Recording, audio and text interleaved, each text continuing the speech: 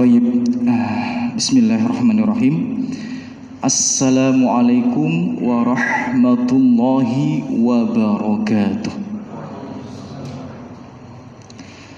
Alhamdulillah. Alhamdulillahilladzi waffaqana ala ta'atih wa arsyadana ila sabili rusdi. Segala puji hanya pantas, tidak bosan-bosannya, tidak henti-hentinya kita panjatkan kepada Allah Jalla Jalaluh. Karena sampai malam hari ini Allah masih berikan kita taufik sehingga kita dimudahkan dalam rangka melaksanakan ketaatan-ketaatan kepadanya. Yang perlu kita ingat, tidak mungkin kita bisa melaksanakan ketaatan. Di antaranya sholat maghrib berjamaah, hadir di majelis ilmu, berzikir dan lain sebagainya, kecuali atas berkat taufik dari Allah Subhanahu wa ta'ala. Dan kita juga memuji Allah, bersyukur kepada Allah karena sampai malam hari ini Allah masih memberikan kita hidayah,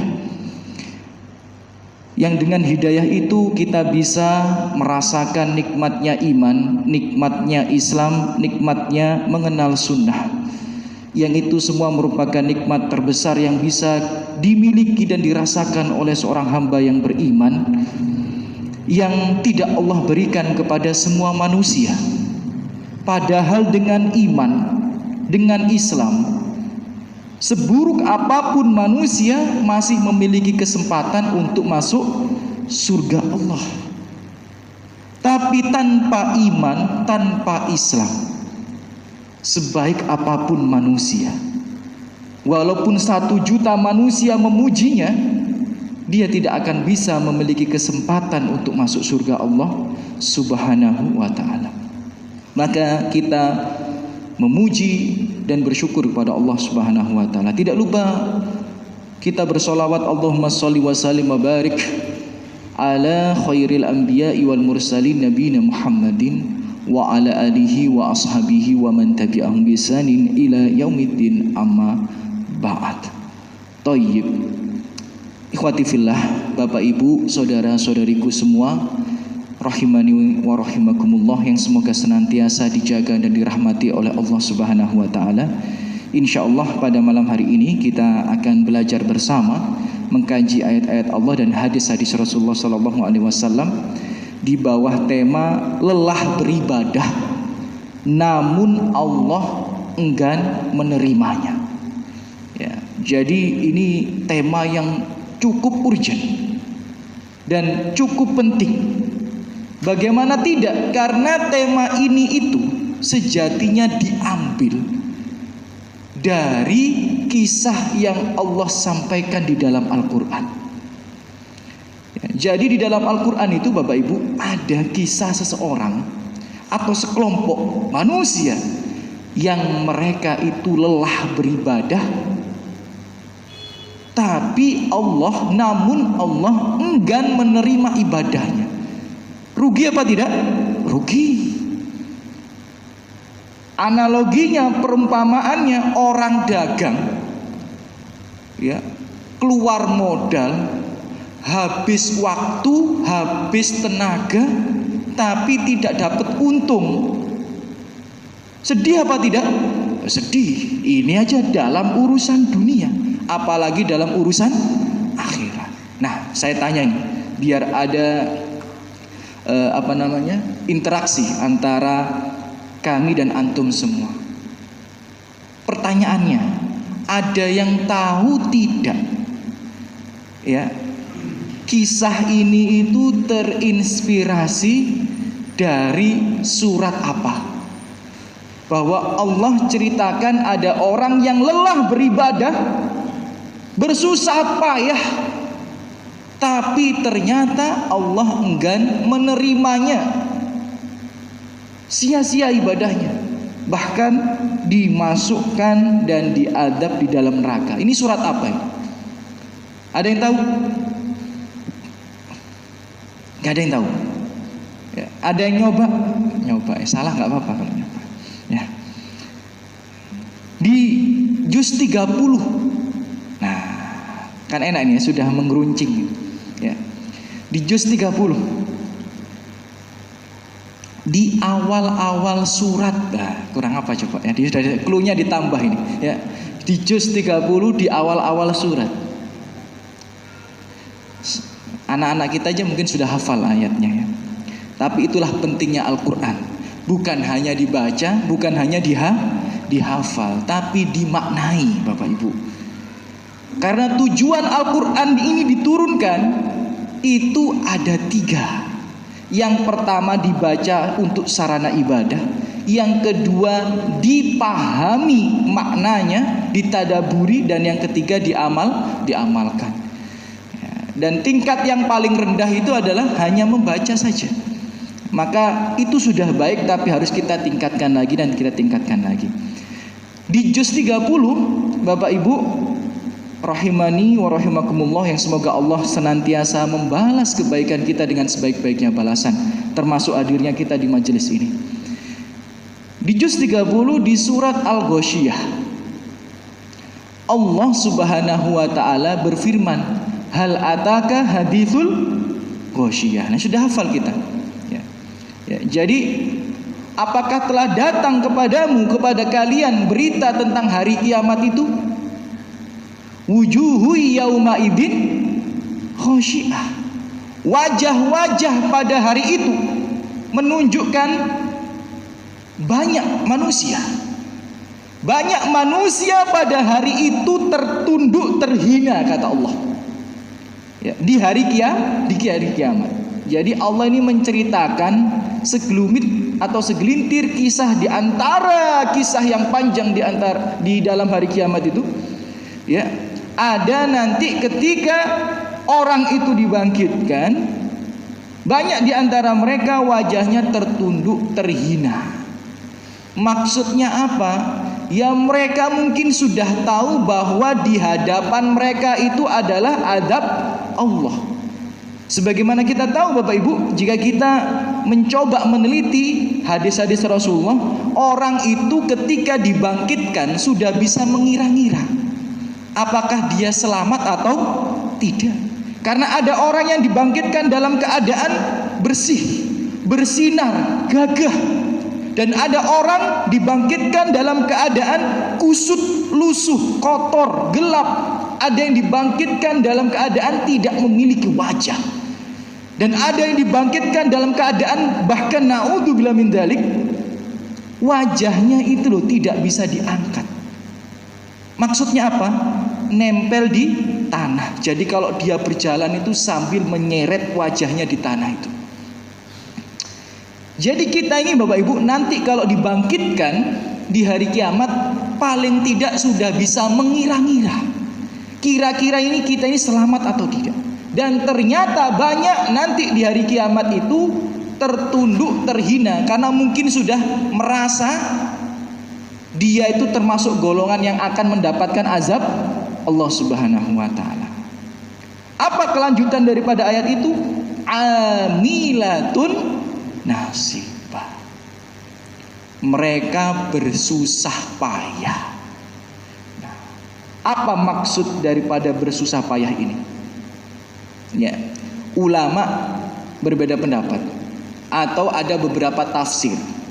Tafsir yang pertama adalah mereka itu bersusah payah dalam urusan dunia, sibuk nyari duit, sibuk mengenyangkan perutnya, ya, melalaikan akhirat. Ya. Kemudian tasla naron hamiyah, mereka di neraka dilemparkan di api yang teramat panas. Itu tafsir yang pertama. Tafsir yang kedua, dan tafsir yang kedua ini yang paling mendekati kebenaran, adalah mereka yang beramal, berharap nanti di akhirat akan mendapatkan balasan yang baik dari Tuhannya. Tapi ternyata di akhirat malah dimasukkan ke dalam neraka, sia-sia amalnya itu. Dan ini tafsir yang paling mendekati kebenaran. Dalilnya mana? Nanti jenengan bisa buka tafsir Ibnu Katsir. Ya. Di tafsir Ibnu Katsir, Bapak Ibu saudara-saudariku, hafidzakumullah, diceritakan ada kisahnya Umar bin Khattab radhiyallahu anhu. Ya. Ada kisahnya Umar bin Khattab radhiyallahu anhu. Bagaimana kisahnya Umar? Dikatakan di sini, ya saya bacakan tafsirnya.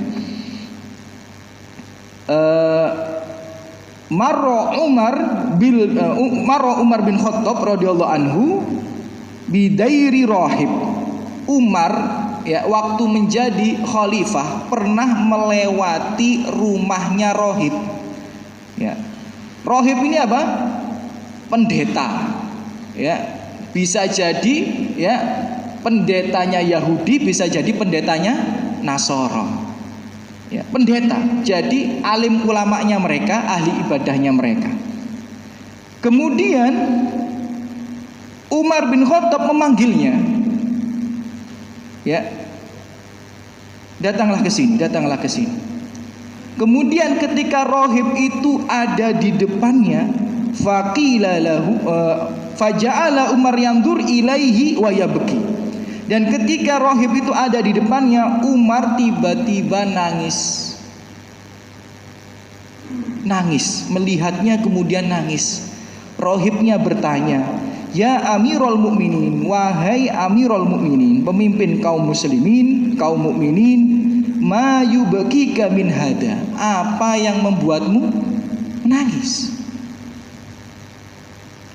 Maka Umar bin Khattab mengatakan, qol radhiyallahu anhu, dzakartu qaulallah ta'ala.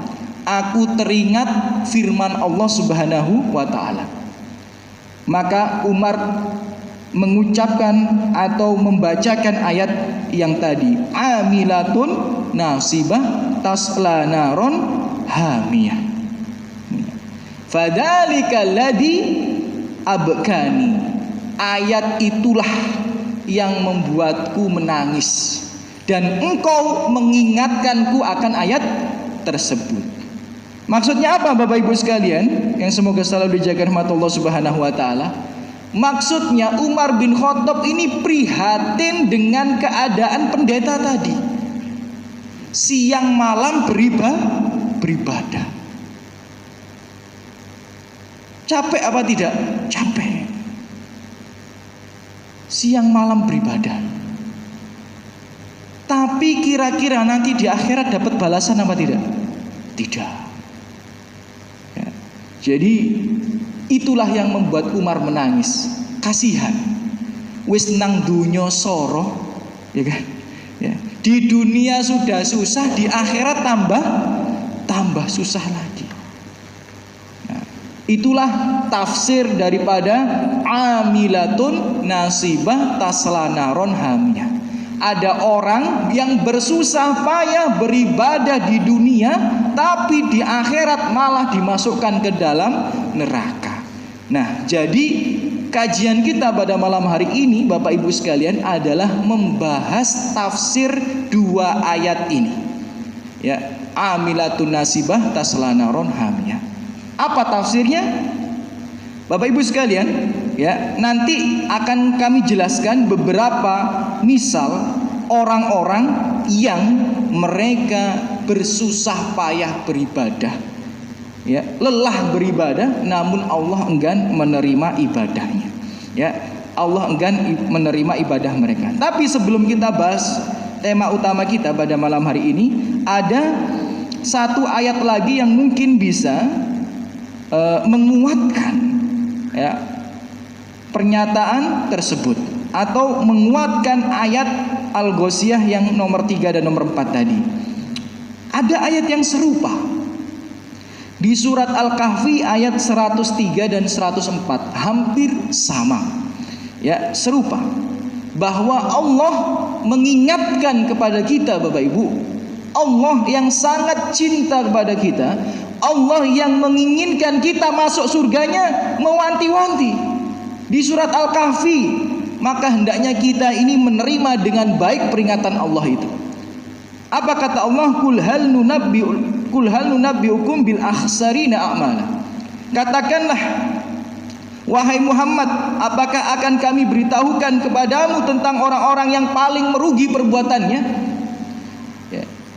Jadi apakah kalian ingin kami beritahu ini?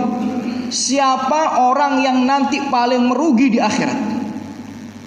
Yang paling rugi itu siapa sih? Gitu. Maka Allah menjawab pernyataan atau pertanyaan tersebut, alladzina dhalla sa'yuhum fil hayatid dunya wa hum yahsabuna annahum yuhsinuna sun'a. Artinya apa? Orang yang paling merugi, yang paling sengsara, yang paling memprihatinkan di hari kiamat adalah orang yang sebenarnya dia itu berada di dalam kesesatan, di atas kebatilan. Dia itu sesat, dia itu batil. Wahum yahsabuna annahum yusinuna sun'a, tapi dia mengira sedang berada di atas kebaikan.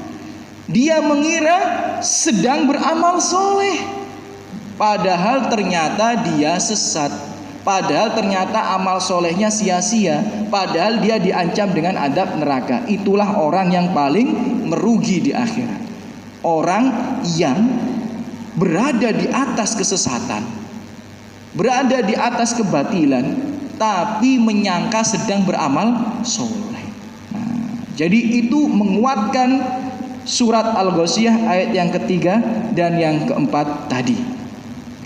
Taib, Bapak Ibu sekalian yang semoga selalu dijaga dan dirahmati oleh Allah Subhanahu wa taala, ya.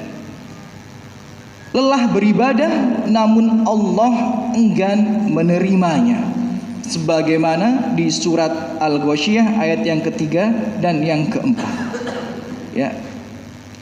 Jika kita melihat tafsir ayat ini, ya, maka para ulama menjelaskan beberapa contoh, beberapa misal orang yang lelah beribadah di dunia, tapi di akhirat, ya, ternyata Allah enggan menerima ibadah mereka. Bukan hanya enggan diterima, bahkan dimasukkan ke dalam neraka. Yang pertama, ya, yang pertama tentu saja adalah orang kafir dan pelaku kesyirikan. Sebagaimana, ya, tafsir Ibnu Katsir yang menceritakan kisahnya Umar bin Khattab tadi, ketika melihat orang Yahudi atau rohibnya, pendetanya Yahudi yang lelah-lelah beribadah loh dia, tapi ternyata tidak diterima oleh Allah. Kenapa? Karena mereka jatuh ke dalam kekufuran, jatuh ke dalam kesyirikan. Dan itu sudah ketetapan Allah, Bapak Ibu. Sudah menjadi ketetapan Allah. Kita nggak bisa protes, tidak bisa menyangkal daripada itu. Karena Allah berfirman di surat Az-Zumar ayat 65. Allah berfirman di surat Az-Zumar ayat 65. Apa kata Allah? Walaqad uhiya ilaika wa ilal ladzina min qablik. Telah kami wahyukan, telah kami tetapkan kepadamu dan umatmu wahai Muhammad sallallahu alaihi wasallam, dan juga umat-umat sebelum. Jadi ketetapan ini sudah ada dari zaman sebelum Nabi Muhammad sallallahu alaihi wasallam. Apa ketetapan itu yang sudah ada dari umat-umat terdahulu? Ketetapannya, la in asyrakta la yahbatanna amaluk wa la takunanna minal khasirin. Jika engkau jatuh ke dalam kesyirikan, maka semua amalmu akan kami hapuskan, tidak tersisa sedikit pun. Jadi jika kamu jatuh ke dalam kesyirikan, ini ketetapan Allah loh ya, maka semua amalmu akan kami hapuskan, tidak tersisa sedikit pun. La takunanna minal khasirin, dan engkau pasti akan menjadi orang yang merugi. Naudzubillah min dzalik. Ya. Bahkan ayat yang seperti ini tidak hanya satu, Bapak Ibu. Berulang-ulang Allah sampaikan, bahkan Allah berikan analogi, berikan permisalan. Saking apanya? Saking pentingnya bagi kita ini supaya kita tidak jatuh ke dalam hal yang sedemikian. Contoh misal di surat Al-An'am ayat 88 hampir sama. Allah berfirman, "Dzalika hudallah yahtadi." Itulah petunjuk Allah dan dengannya Allah memberikan petunjuk, ya, mayyasha, orang yang Ia kehendaki, ya. Allah yahdi bihi mayyasha min ibadih, dari hamba-hambanya. Kemudian Allah tetapkan ini, walau asyraku, seandainya mereka jatuh ke dalam kesyirikan, la habita anhum ma kanu ya'malun, maka akan kami hapuskan semua amal yang telah mereka kerjakan. Semuanya, sholatnya, puasanya, zakatnya, umrohnya, hajinya, bangun masjidnya, sedekahnya, berbakti kepada orang tua, perhatian kepada sesama, memuliakan tetangga dan tamunya, semua itu hilang. Kenapa? Karena jatuh ke dalam kesyirikan. Itu ketetapan Allah. Dan itulah adalah seadil-adilnya keputusan. Tidak bisa kita protes, Ustadz kasihan Ustadz, dia berjuang begitu lama, berjuang begitu keras mengumpulkan amal ibadah, masa semuanya hilang? Ya itu sudah ketetapan Allah. Masa kita menantang Al-Quran? Tidak mungkin. Dan jelas secara letterlek, bukan tafsir lagi nih, tapi secara tersurat itu sudah jelas, ya. Bahkan Allah memberikan sebuah analogi. Analogi itu permisalan. Di surat Al-Furqan ayat 23, wa qadimna ila ma amilu min amalin faja'alnahu haba'an mansura. Dan kami hadapi segala amal yang mereka kerjakan. Jadi ketika mereka nanti itu datang membawa semua amal-amal yang dulu mungkin mereka banggakan, ya tadi mungkin sholatnya, zakatnya, puasanya, hajinya, bangun masjidnya, bangun pondoknya, berbaktinya dia, taatnya dia kepada suami dan orang tuanya, kasih sayangnya dia kepada istrinya, mendidik anak-anaknya menjadi penghafal Quran. Didatangkan semuanya. Setelah didatangkan semuanya, apa yang terjadi? Faja'alnahu haba'an mansur. Kemudian Allah hapuskan semuanya bagaikan debu yang berterbangan, ya. Jadi makanya kalau jenengan lihat flyer kajian kita malam hari ini, ya, itu orang bawa debu kemudian ditiup angin. Nah itu maksudnya adalah permisalan daripada surat Al-Furqan ayat 23 itu. Jadi semua amal soleh yang dibanggakan itu akan Allah jadikan seperti debu yang berterbangan, tidak bermanfaat sama sekali, ya. Maka daripada itu percuma banyaknya amal ibadah yang kita perjuangkan, yang kita bekalkan, yang kita kumpulkan, kalau ujung-ujungnya kita jatuh ke dalam kesyirikan, percuma. Karena pernah saya sampaikan di sini hadisnya riwayat Bukhari bahwa Abu Jahal saja pernah haji. Hadis riwayat Bukhari. Di sini mohon maaf ya, tanpa bermaksud merendahkan, banyak mana yang sudah haji sama yang belum haji? Banyak yang belum haji, ya. Banyak yang belum haji. Bahkan kaum muslimin di Mojokerto banyak mana yang sudah umroh sama yang belum umroh? Banyak yang belum umroh. Abu Jahal sudah haji. Tapi pertanyaannya, Abu Jahal tempatnya di mana? Di surga apa di neraka? Di neraka. Hadis riwayat Bukhari menjelaskan bahwa Abu Jahal dan teman-temannya itu, orang kaum kafir Quraisy itu juga sudah haji. Jadi haji itu adalah ibadah yang sudah disyariatkan sebelum diutusnya Nabi Muhammad. Jadi ibadahnya itu sudah ada dari zaman Nabi Ibrahim alaihissalam. Cuma hajinya agak sedikit berbeda dengan haji kita yang sudah disyariatkan kepada kita ini. Tapi sudah ada haji itu. Dan sia-sia. Jadi Bapak Ibu sekalian, ya, tolong, ya, ini wallahi inilah uhibbuk. Demi Allah saya sayang dengan Bapak Ibu. Ya, demi Allah saya sayang dengan Bapak Ibu. Tolong ini dipahami baik-baik dan digarisbawahi. Jangan pernah jatuh ke dalam kesyirikan apapun resiko dan konsekuensinya. Ya, saya ulang sekali lagi, jangan pernah jatuh ke dalam kesyirikan apapun resiko dan konsekuensinya.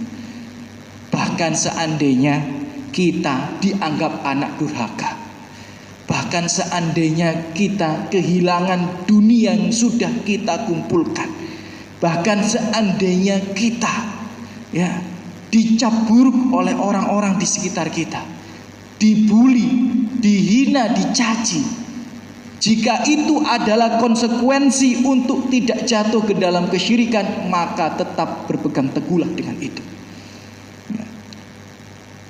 Maka sering saya ceritakan, ya, kisahnya Sa'ad bin Abi Waqqas itu. Tolong diingat-ingat kisah itu. Jadikan pelajaran bagi kita Bapak Ibu sekalian, yang semoga selalu dijaga dan dirahmati oleh Allah Subhanahu wa taala. Ya. Di tafsir surat Al-An'am. Mohon maaf, di tafsir surat Luqman. Ya. Ya, di tafsir surat Luqman di halaman yang kedua. Ya, nanti jenengan buka tafsirnya, boleh tafsir Mukatsir, boleh tafsir Bagawi, boleh silakan. Nanti salah satu asbabun nuzulnya adalah kisahnya Sa'ad bin Abi Waqqas. Bagaimana kisahnya? Sa'ad bin Abi Waqqas itu terkenal seorang laki-laki yang sangat-sangat sayang kepada ibunya. Sangat sopan, sangat lemah lembut. Mohon maaf, bahkan seandainya kita nih, ya, perlakuan kita dengan ibu kita dibandingkan dengan perlakuannya Sa'ad bin Abi Waqqas kepada ibunya, gak bisa dibandingkan. Saking berbaktinya dia kepada ibunya, Masya Allah, luar biasa, terkenal berbakti Sa'ad bin Abi Waqqas itu. Tapi suatu ketika dia masuk Islam, maka ibunya yang mendengar keislamannya Sa'ad bin Abi Waqqas mengatakan kepada anaknya, wahai anakku, tinggalkan agama Muhammad. Jika kamu tidak mau meninggalkan agama Muhammad, aku mogok makan, mogok minum.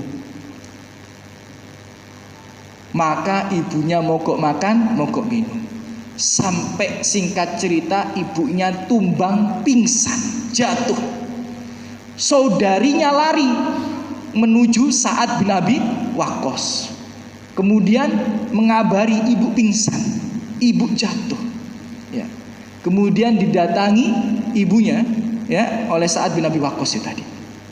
Kemudian ibunya mengatakan, tinggalkan agama Muhammad. Kalau kamu nggak tinggalkan agama Muhammad, aku tidak akan makan, tidak akan minum. Lalu perkataan Sa'ad bin Abi Waqqas itu diabadikan dengan tinta emas dalam sejarah kita. Bahkan dalam semua kitab tafsir. Apa perkataan Sa'ad bin Abi Waqqas? Ta'lamina wallahi ya ammah. Ketahuilah demi Allah, ibuku tercinta. Ketahuilah demi Allah, ibuku tercinta. Lau kanat selaki mi'a nafsan. Seandainya engkau memiliki 100 nyawa, kemudian nyawa itu satu persatu keluar di hadapanku. Dalam artian apa? Ibunya kelaparan, kehausan, mati. Hidup lagi, kelaparan, kehausan, mati. Hidup lagi sampai berapa kali? 100 kali.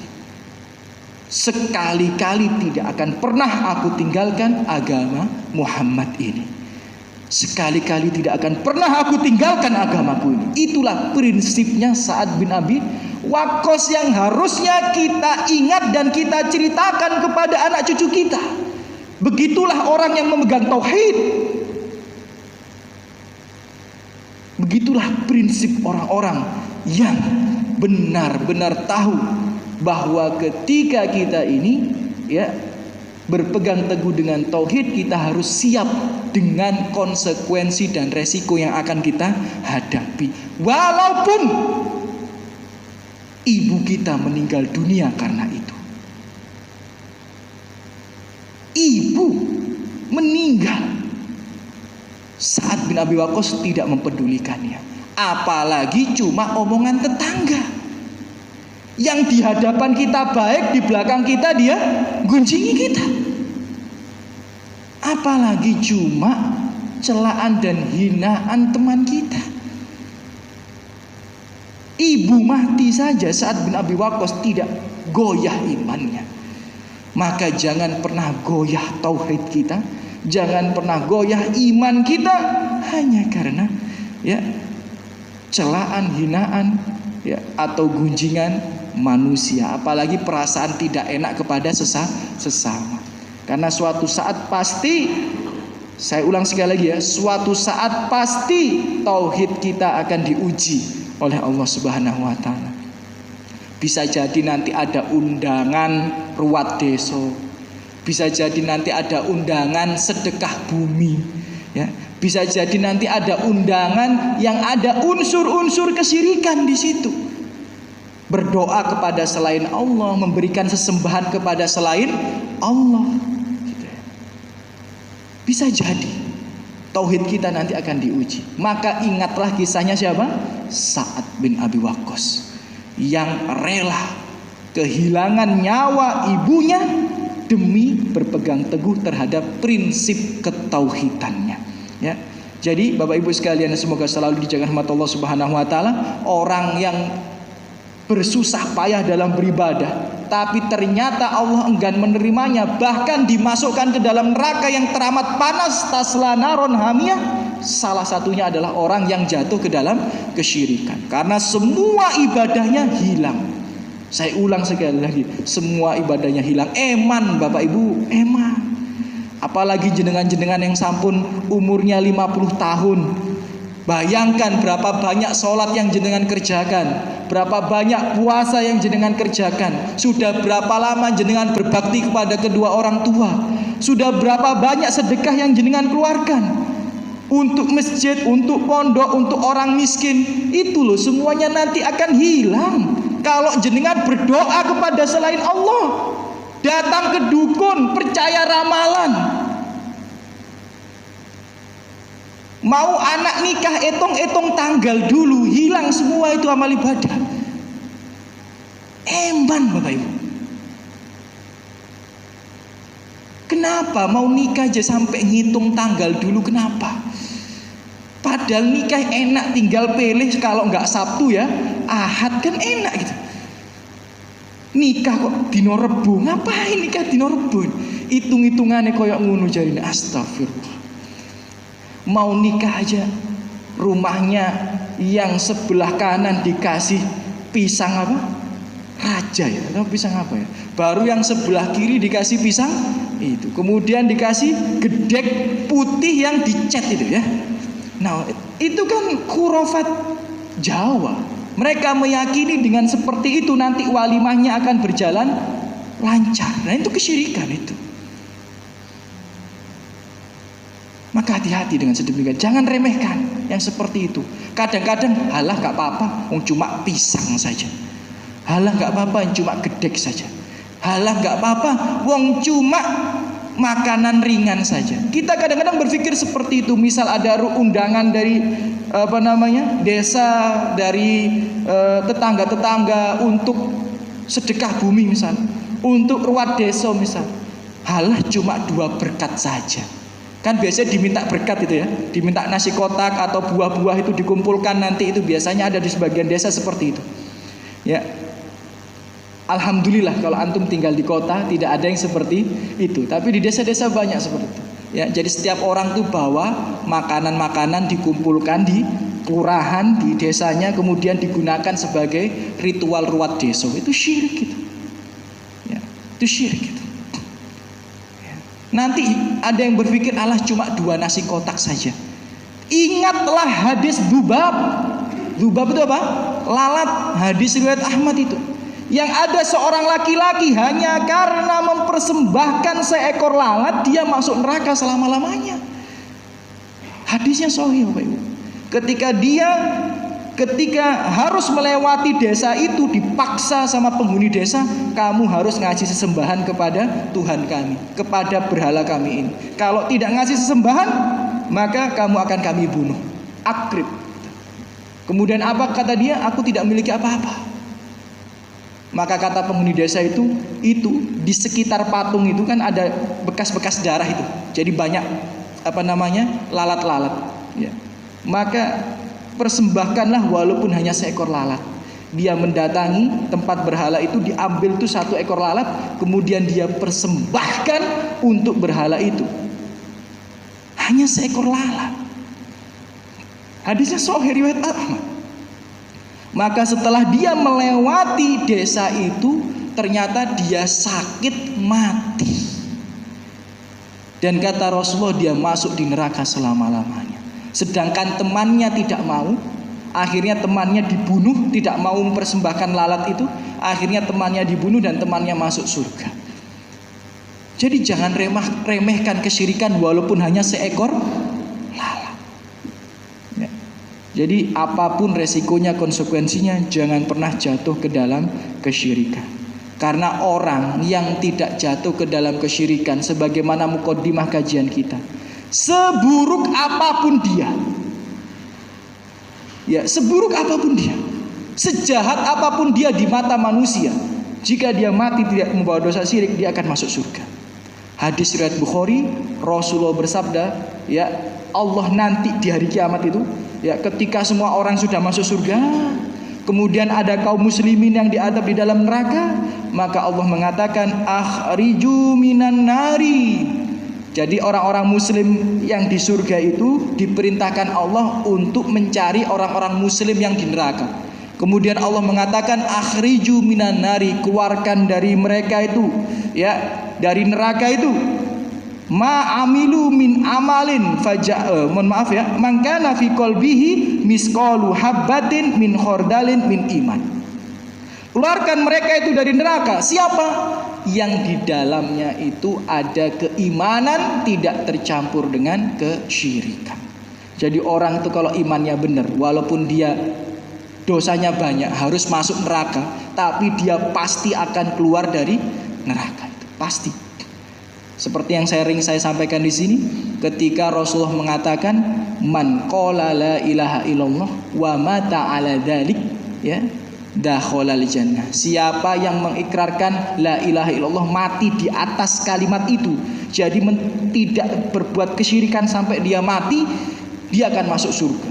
Kemudian Abu Dar protes, wa in zana wa in saraka, walaupun dia pezina, walaupun dia pencuri, maka kata Rasulullah, walaupun dia pezina, walaupun dia pencuri, dia akan masuk surga. Pezina, pencuri kalau nggak berbuat syirik akan masuk surga, walaupun dia harus masuk neraka terlebih dahulu. Tapi orang yang bangun masjid, kalau dia jatuh ke dalam kesyirikan, orang yang tidak pernah berzina, orang yang tidak pernah mencuri, orang yang sholat 5 waktu, orang yang puasa Ramadan, kalau dia datang ke dukun, kalau dia percaya ramalan, ya, kalau dia percaya dengan khurafat, tahayul dan lain sebagainya, ada kekuatan selain Allah Subhanahu wa taala, maka semuanya sia-sia dan dia tidak akan pernah bisa masuk surga Allah Subhanahu wa taala. Maka kami ulang sekali lagi, jangan sampai jatuh ke dalam kekufuran, jangan sampai jatuh ke dalam kesyirikan apapun resiko dan konsekuensinya. Kemudian kelompok yang kedua, kata para ulama tafsir, terkait tafsir amilatun nasibah tasla naron hamya, mereka yang lelah beribadah di dunia tapi ternyata di akhirat Allah enggan menerimanya dan dimasukkan ke neraka yang teramat panas. Ya, kelompok yang kedua adalah mereka yang beramal dengan riya. Ya, mereka yang beramal dengan apa? Dengan riya.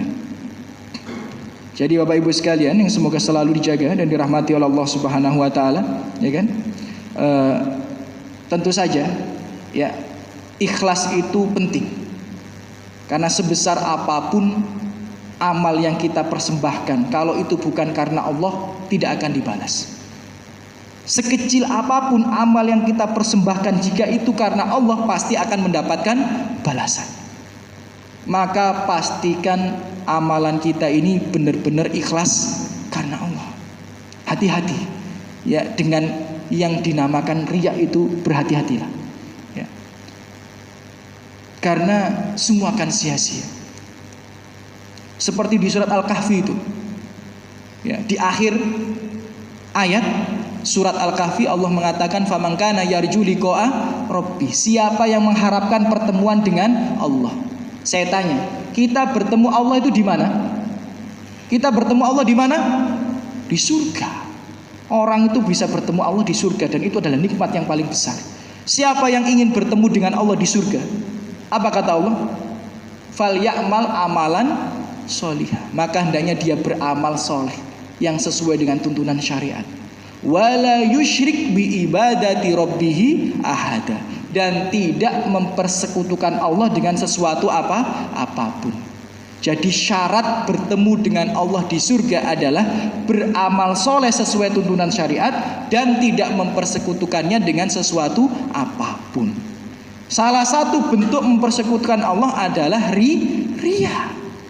Kita beramal bukan karena Allah. Ya, berhati-hatilah ya.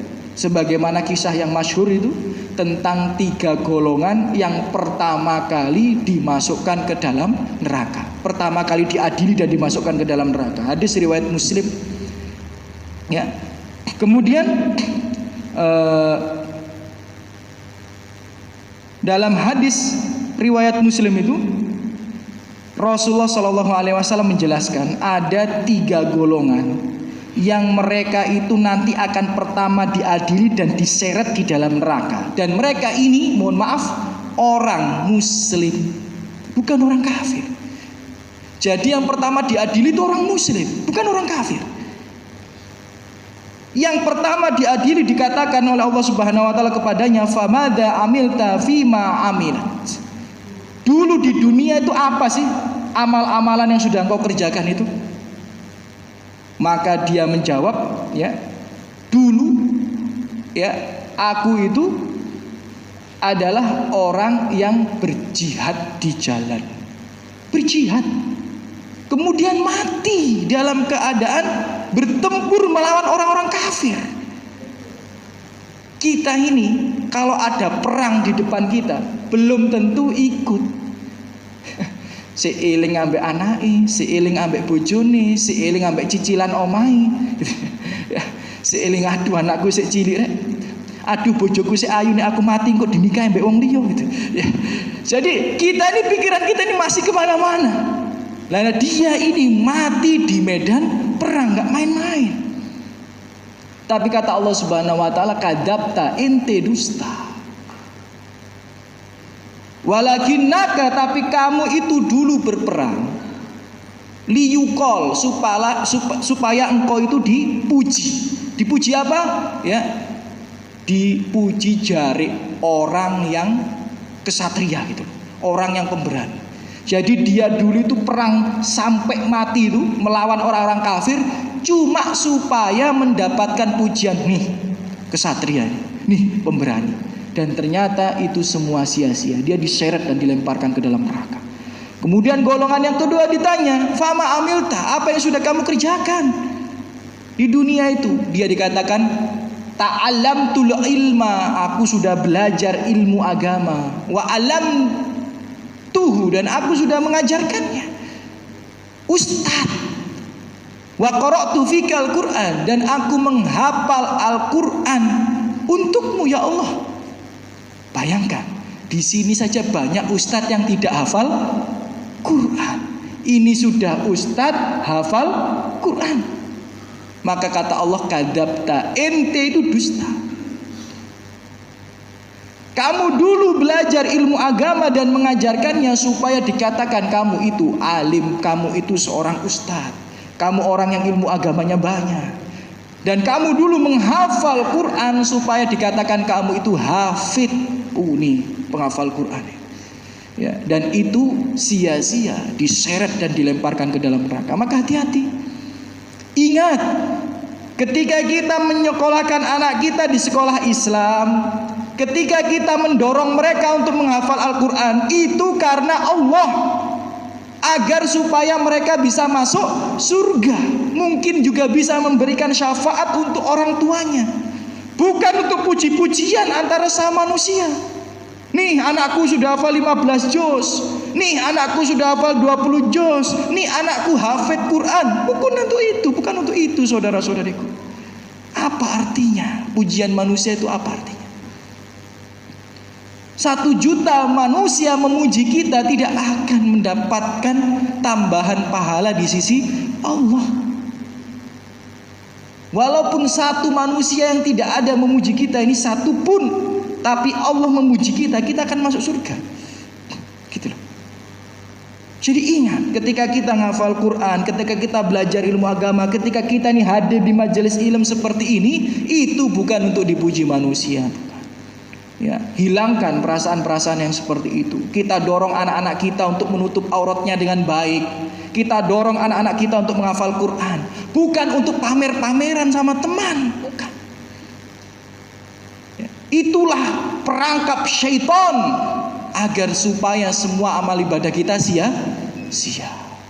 Naudzubillah min dzalik. Kemudian golongan yang ketiga adalah mereka yang ahli sedekah.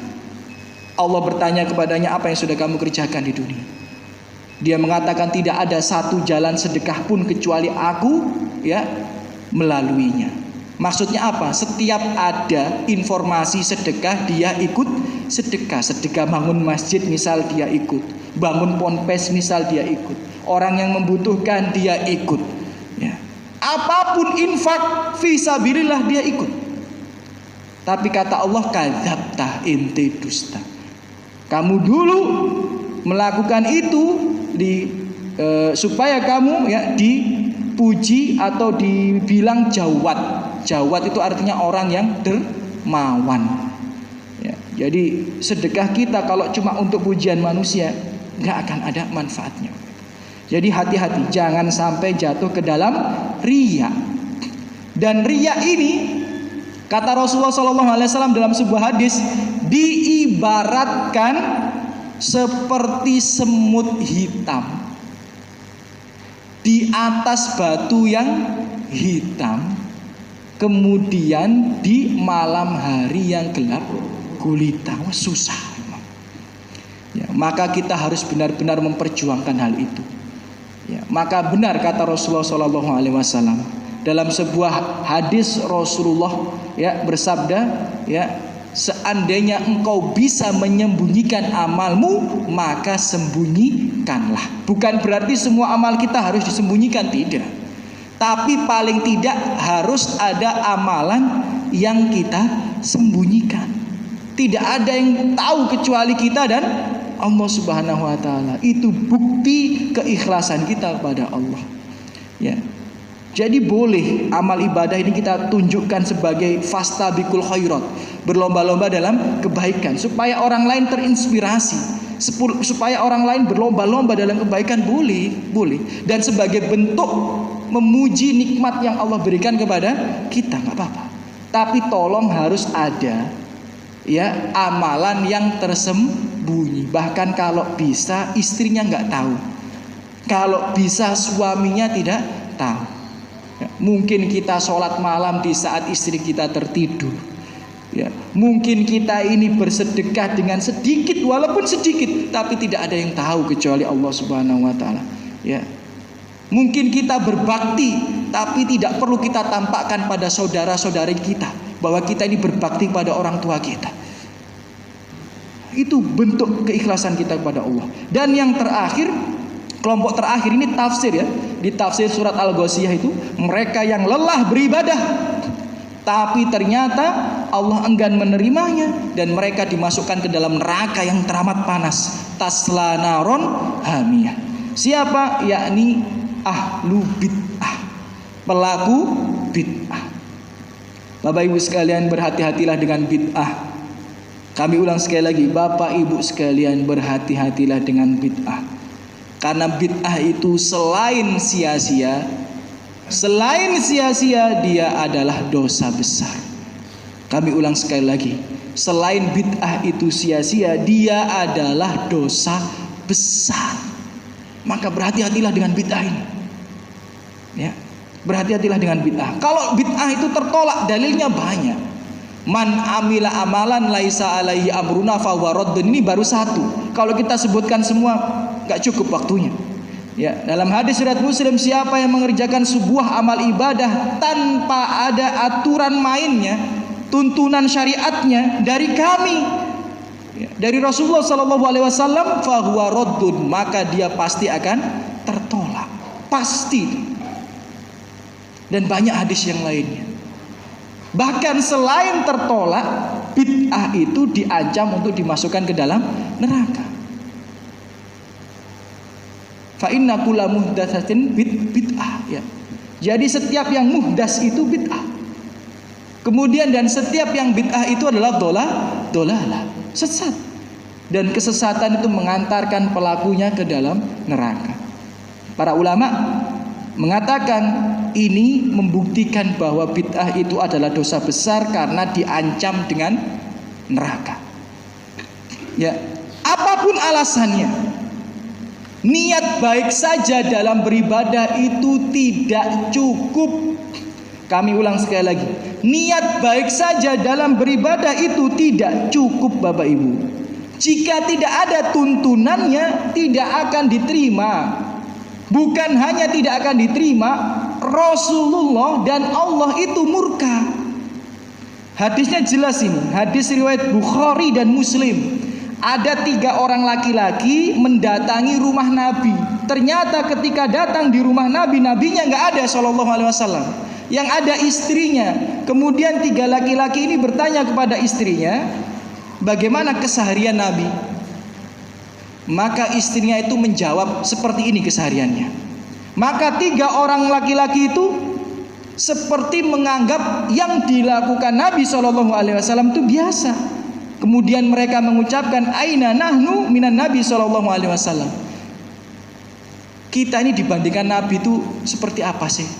Nabi itu diampuni dosanya yang akan datang dan yang telah lalu. Lah kita ini belum ada kepastian pengampunan dosa. Nabi sudah pasti diampuni. Maka ibadah kita harus lebih spesial daripada Nabi. Maka yang satu mengatakan, amma ana fa usolli laila abadan. Aku akan sholat malam terus menerus tanpa tidur. Kemudian yang satunya, wa ana asum ad-dahr abadan wala uftir. Kalau aku akan puasa terus menerus dan tidak akan buka, gitu. Jadi padahal puasa yang terbaik itu puasa apa? Daud, sehari puasa sehari buka. Tapi dia merasa harus lebih lagi dan lebih lagi, ditambah puasanya. Kemudian yang satunya mengatakan, wa ana a'tazilun nisa. Kalau aku tidak akan menikah, akan aku khidmatkan hidupku untuk beribadah saja. Kemudian berita ini tersebar di antara para sahabat sampai terdengar di telinga Nabi SAW. Ketika terdengar di telinga Nabi, Rasulullah langsung mengumpulkan para sahabat menaiki mimbar dan khutbah dengan wajah yang memerah. Kemudian Rasulullah mengatakan, antum alladzina qultum kada wa kada. Kalian itu yang mengatakan seperti ini. Amma wallahi inni la akhsyakum lillahi wa atqakum lahu. Kalian yang mengatakan hal yang seperti itu, pengen sholat malam terus menerus, puasa terus menerus, tidak mau menikah untuk beribadah, ketahuilah demi Allah, aku ini adalah orang yang paling takut kepada Allah daripada kalian. Tidak ada yang lebih takut kepada Allah daripada aku. Rasulullah yang mengatakan, dan aku adalah orang yang paling bertakwa kepada Allah di antara kalian. Kemudian Rasulullah mengatakan, lakinni, tetapi aku asumu wa aftir. Tapi aku ini puasa dan juga berbuka, nggak puasa terus. Wa usolli wa arkut, dan aku ini juga sholat juga istirahat, tidak terus menerus sholat. Wa atazawwajun nisa, dan aku ini menikahi perempuan. Faman rogiba an sunnati falaisa minni. Siapa yang tidak suka dengan sunnahku, menyelisihi sunnah-sunnahku, falaisa minni, maka dia bukan golonganku. Jadi niat baik saja tidak cukup Bapak Ibu. Apalagi menambah-nambah ibadah dengan alasan kita kurang bertakwa kepada Allah. Nggak cukup. Pertanyaannya itu sesuai dengan syariat atau tidak, sesuai dengan tuntunan atau tidak, sesuai dengan sunnah Rasulullah atau tidak. Kalau tidak sesuai, bayangkan Rasulullah saya marah, mukanya memerah. Ya.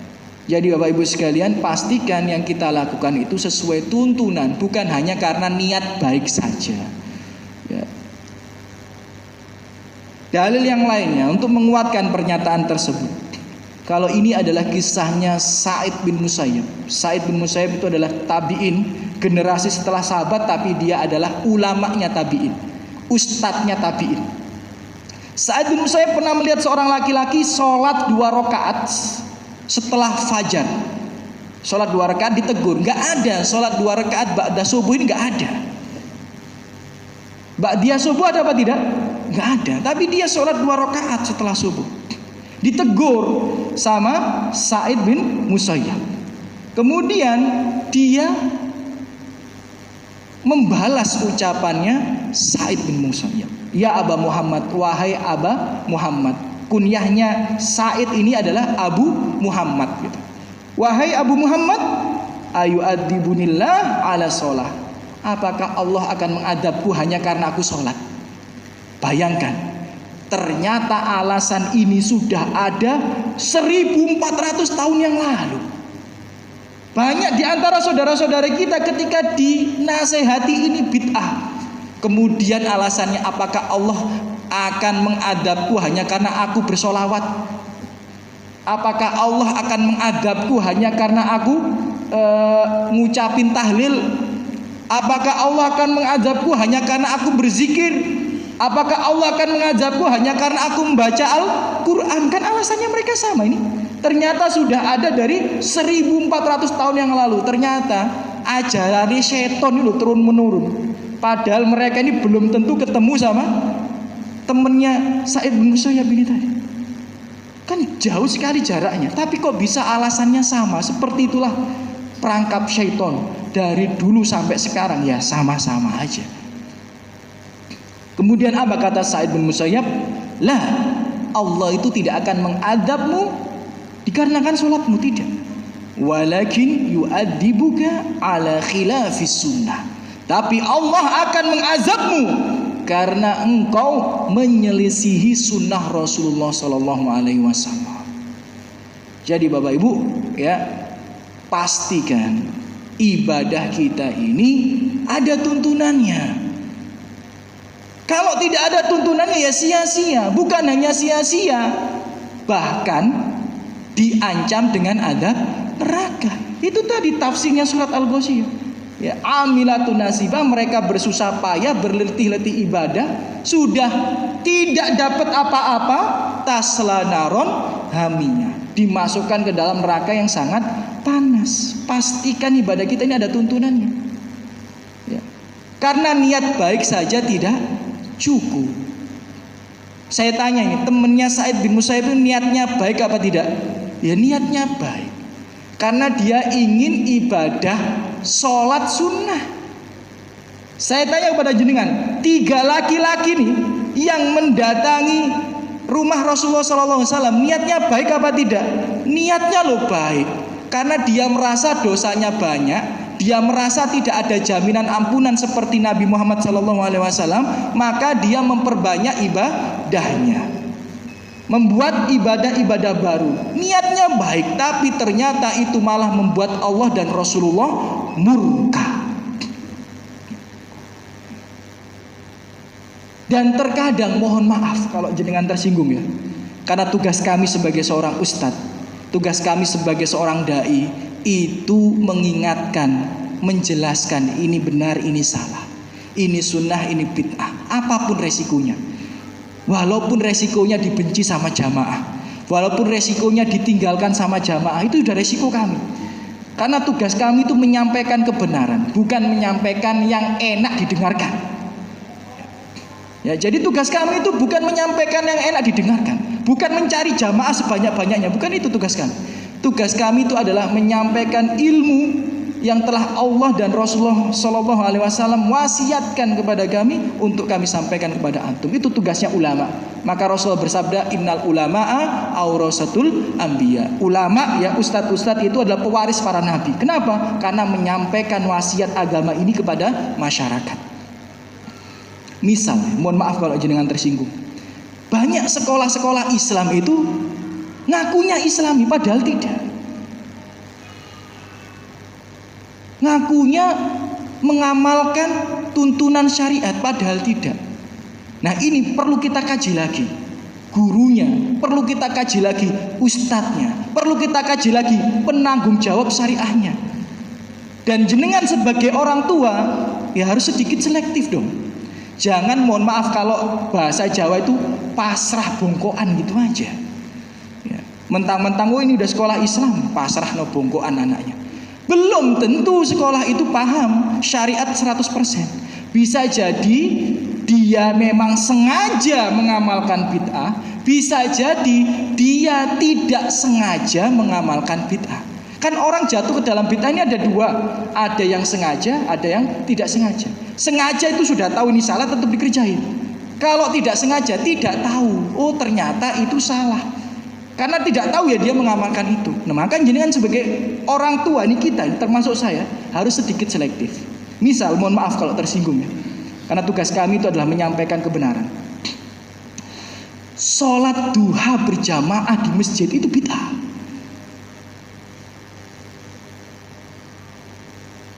Jadi kalau anak-anak kita disuruh sekolahnya sholat duha berjamaah di masjid tiap hari itu bid'ah. Dan yang ngomong bid'ah bukan Armedi ya. Jenengan nanti buka kitab Fathul Bari.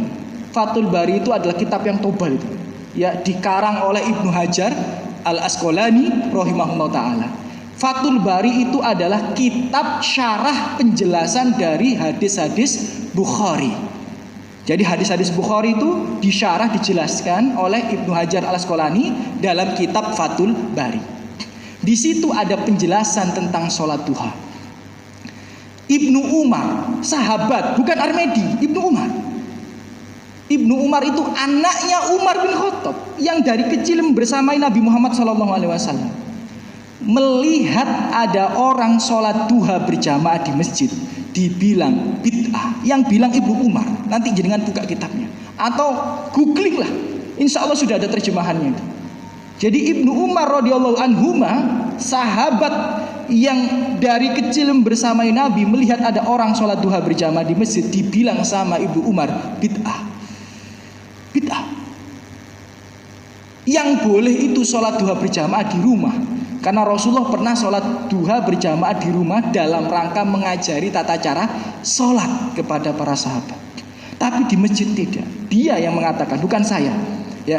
Jadi jenengan kalau mau protes kepada Ibnu Umar, saya cuma menyampaikan. Beliau mengatakan bid'ah. Saya tambahi lagi, nanti ada pernyataannya Ibnu Mas'ud. Ibnu Hajar Al-Asqalani menjelaskan atau mengkisahkan sebuah riwayat dari Ibnu Mas'ud radhiyallahu anhu. Ibnu Mas'ud itu laki-laki yang sudah dapat jaminan surga. Jaminan surga itu Ibnu Mas'ud. Rasulullah mengatakan seandainya betisnya Ibnu Mas'ud yang kurus kering itu ditimbang, niscaya ditimbang dengan gunung Uhud gitu ya, nanti di hari kiamat niscaya betisnya Ibnu Mas'ud itu lebih berat pahalanya dibandingkan gunung Uhud.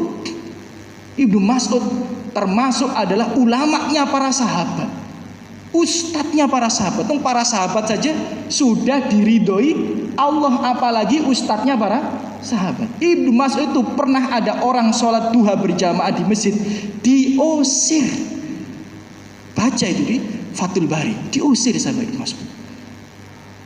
Kenapa? Karena nggak boleh, nggak ada tuntunannya. Yang boleh sholat duha berjamaah kalau jenengan sama istri jenengan, sama anak jenengan di rumah boleh, tapi di masjid nggak boleh.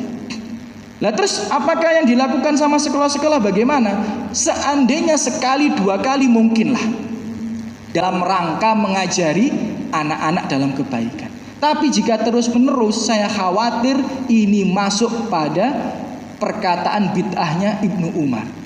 Dan saya khawatir seandainya Ibnu Mas'ud hidup di zaman kita, sekolah-sekolah Islam itu dibubarkan semua ya sama Ibnu Mas'ud. Ngapain ente sholat duha berjamaah tiap hari Senin sampai Jumat itu? Ngapain? Gak ada. Jadi bukan Armedi loh ya. Jadi ini bukan katanya Ustadz Armedi. Jadi jenengan nanti kalau lagi debat sama ustadz sama ustadahnya anak-anak, langsung bilang perkataannya Ibnu Umar sama Ibnu Mas'ud. Gak usah perkataan saya, karena saya hanya mengutip perkataannya Ibnu Umar dan Ibnu Mas'ud. Ya. Jadi kalau perkataannya Armedi bisa dibantah dia. Nanti kalau perkataannya Ibnu Umar, Ibnu Mas'ud, gimana cara bantahnya dia? Silakan datangkan dalil untuk membantah perkataan sahabat itu. Ya, ini menunjukkan bahwa ternyata menitipkan anak kita di sekolah Islam itu tidak bisa pasrah bongkoan, Mas. Karena ternyata sekolah Islam itu masih ada yang jatuh dalam hal-hal yang dilarang. Mungkin tidak sengaja. Kita husnudon kepada mereka. Mungkin ilmunya belum sampai itu. Ya, maka kita sebagai orang tua ya sedikitlah melihat kesibukan anak-anaknya seperti apa gitu. Sudah benar belum gitu. Ya namanya manusia.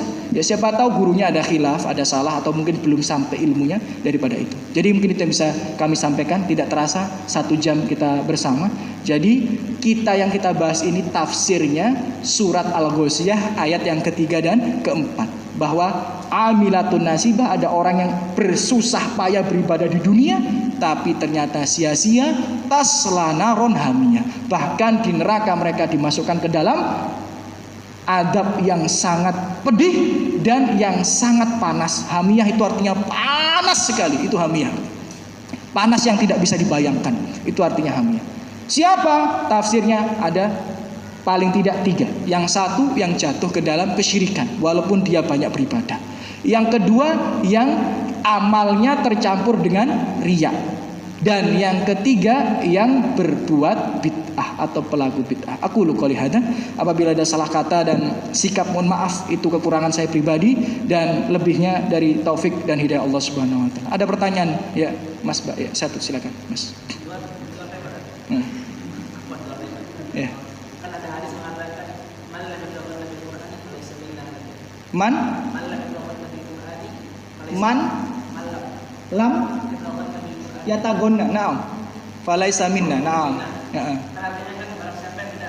Bernyanyi, ya, antum nerjemahkannya bernyanyi. Na'am, man lam yatagonna bil Quran falaisa minna. Bukan golongan kami, Ustaz. Na'am. Bagaimana dengan yang tidak bisa katakan Al-Quran? Tidak, itu ada tafsirnya. Ya, ada tafsirnya, ya. Pertama, hadis itu ulama masih berbeda pendapat tentang kesohihannya. Itu satu. Ya, jadi pertama saja hadis itu masih berbeda pendapat antara para ulama. Jadi tidak semua hadis itu sahih. Ijma, ada yang berbeda pendapat. Ya. Ada yang membenarkan, tapi ada juga yang tidak menerima hadis itu. Nah, karena nanti ada hadis yang lainnya. Siapa yang menyanyikan Al-Quran dia juga jatuh ke dalam kemaksiatan. Ada hadis yang lainnya juga itu. Tapi hadis itu juga berbeda pendapat juga ulama tentang kesohihannya. Maka kita harus, kan seperti yang kita pahami ya, kita ketika berpedoman dengan Al-Quran dan As-Sunnah harus sesuai dengan pemahaman para salafus soleh. Karena kalau kita tafsirkan sesuai dengan pemikiran kita, sesat kita. Maka baca syarah hadis itu. Yang dimaksud yatagonna di situ bukan bernyanyi ternyata. Yang dimaksud di situ adalah mereka yang membaca sesuai dengan kaidah tajwidnya. Nah, jadi syarahnya itu adalah mereka yang membaca sesuai dengan kaidah tajwidnya. Dan ada syarah yang lainnya adalah berusaha semaksimal mungkin membaca Al-Quran dengan mendatangkan makhrajnya, sifat-sifatnya, dan hak-haknya. Ya, jadi harus dibaca syarahnya terlebih dahulu. Jadi bukan berarti harus dengan nada dan sebagainya, tidak. Ya tidak ya. Tapi adalah membacanya sebagaimana Rasulullah membacanya. Falaisa minna, bukan dari golongan kami, itu maksudnya apa? Kalau dia sudah tahu tapi tidak mau mengamalkan. Karena kalau orang tidak bisa membaca Al-Quran tapi dia berusaha, ada hadis yang lainnya, hadis riwayat Muslim kalau nggak salah, wa huwa alaihi syadid, orang yang membaca Al-Quran ya walaupun dia terbata-bata, wa huwa alaihi syadid, tapi dia berusaha dengan semaksimal mungkin, falahu ajron, dia tetap mendapatkan 2 pahala. Jadi yang dimaksud dari hadis itu adalah orang sudah tahu tata cara baca Al-Quran dengan baik dan benar, tapi meninggalkan hal itu hanya untuk tujuan-tujuan yang lainnya. Seperti saudara-saudari kita hanya untuk supaya terdengar enak di dipanjangkan melebihi batasan atau dihilangkan beberapa kaidah yang lainnya, mungkin itu yang masuk daripada hadis tersebut. Silakan Mas. Satu saja yang paling penting.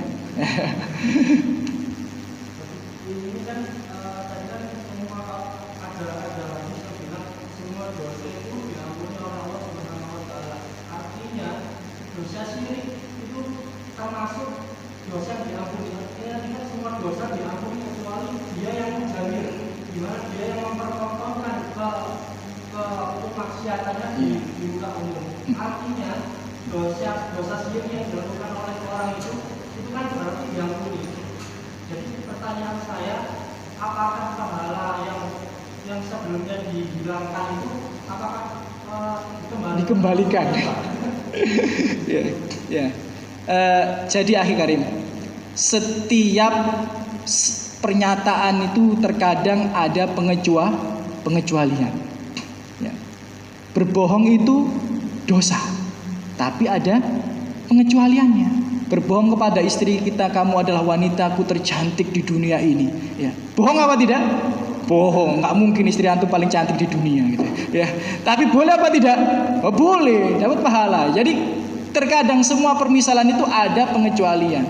Meninggalkan sholat dosa besar, tidak sholat pada waktunya dosa besar. Tapi kalau safar ya boleh. Jadi setiap sesuatu ada pengecualinya. Nanti jenengan baca yang Qul ya ibadiyalladzina asrafu ala anfusihim la taqnatu mir rahmatillah.